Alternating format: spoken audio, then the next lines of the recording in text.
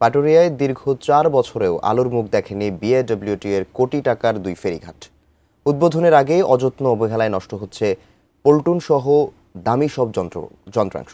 এই সুযোগে ফেরিঘাট দুটির দখলে নিয়েছে প্রভাবশালী বালু ব্যবসায়ীরা। মানিকগঞ্জ থেকে মোহাম্মদ সুজন খন্দকারের তথ্য ছবিতে ডেস্ক রিপোর্ট।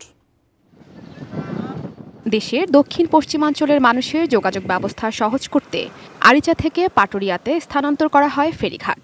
৩টি ঘাট দিয়ে শুরু হলেও যানবাহনের চাপ সামাল দিতে ২০২২ সালে তৈরি করা হয় আরও ২টি নতুন ঘাট। প্রায় কোটি টাকা খরচে ১ ও ২ নম্বর ফেরিঘাট তৈরি হলেও আজ পর্যন্ত তা কোনো কাজে আসেনি বিআইডব্লিউটিসির। হয়নি উদ্বোধনও। স্বাস্থ্যকর অল টাইম ফ্যামিলি কেক, সব সময় অল টাইম হেলদি লাইফ। স্থানীয়রা বলছেন এই ঘাট দুটি ছিল অপ্রয়োজনীয়, বিগত সরকারের অসৎ কর্মকর্তাদের অর্থ লুটপাটের কৌশল।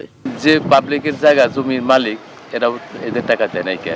অসাধু কিছু কর্মকর্তা অপ্রয়োজনীয় কাজের জন্য বানাইছে, কিন্তু এটা কোনো কাজেই লাগতেছে না। পড়ে থাকার সুযোগে ফেরিঘাট দুটি দখলে নিয়েছে প্রভাবশালী বালু চাতাল মালিকরা। তাদের দাবি বিআইডব্লিউটি এর নয়, তারা নিজস্ব জায়গায় বালুর ব্যবসা করছেন।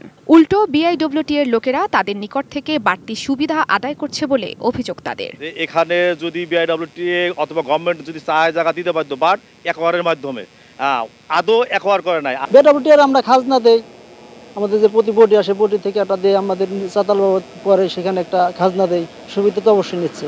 তবে অভিযোগ মানতে নারাজ বিআইডব্লিউটি এর এই কর্মকর্তা। আর অভিযোগ পেলে বালু ব্যবসায়ীদের বিরুদ্ধে মোবাইল কোর্ট পরিচালনার কথা জানিয়েছে উপজেলা প্রশাসন। ২, ৩, ৪, ৫ অপারেশন, ১ নম্বর হচ্ছে রিজার্ভ। যে কোনো মুহূর্তে যে কোনো ঘাটের সমস্যা হলে এই ঘাট দিয়ে আমরা ফেরি চলাচল করি। সাময়িকের জন্য বেঁধে রাখা হয় বা নোঙ্গর করে রাখা হয়, কিন্তু আমরা কোনো ব্যক্তি বিশেষের কাছে আমরা কোনো এটা দেওয়া হয়নি আমাদের। Ishrat lima, desk report, ATN news.